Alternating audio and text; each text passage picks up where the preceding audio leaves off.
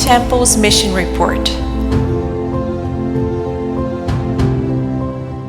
Sister Gloria from New York, USA, heard the message that MTempleS shared at her church. She then shared her testimony of how she was blessed. She starts saying how knowing the Adventist Church and the health message has changed her life. I had the opportunity to get to know the Adventist message when I was very young.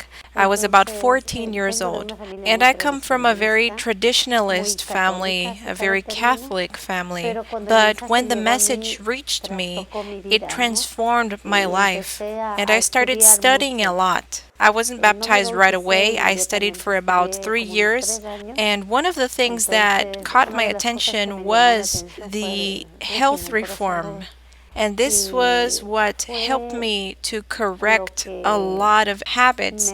And of course, I still have a lot to correct, but it was a blessing as soon as I received it.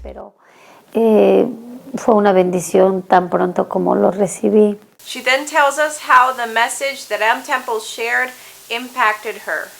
Every time we hear the message, there's always something new that motivates us, that inspires us, and that helps us to take decisions. Pastor Marcus was saying, the moment to decide is now. It's not just to be conscious about our situation, that we're doing things wrong, but we need to ask God for the strength to take the decision and change our habits. She says how this message can help other people too. I see that in this time, in the world we live in, there are many people that are sick, not only physically, but also mentally and spiritually. And the message talks about all the areas of the human being. Obviously, everyone says, oh, it hurts here, it hurts there, or many times they don't even have to say anything. You can tell just by looking at them. And we can then reach them, share the message, knowing that God gives not only the message, but also the strength and the power to decide and change our lives. Sister Gloria finishes sharing how this message will impact her personal life. The husband that I have now is not a believer, not a Christian.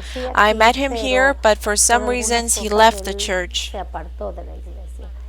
But despite this, he is conscious of a lot of changes that we have to make. Of course, I try to ask a lot of wisdom from God so that God can change him, because I cannot do this.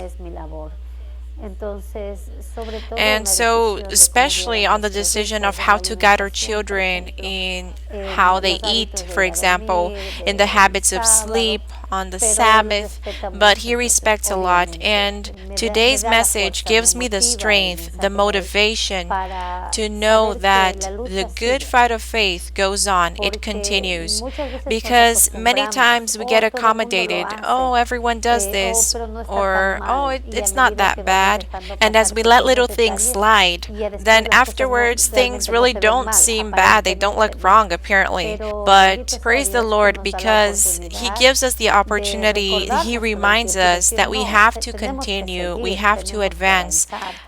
As Pastor Marcus was saying, if you're not growing, you're dying.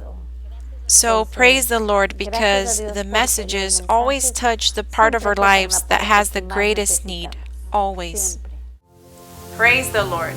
Continue being faithful in your support to this mission so that we can continue dedicating ourselves full-time to serve God's people. Mine eyes shall be upon the faithful of the land, that they may dwell with me. He that walketh in a perfect way, he shall serve me.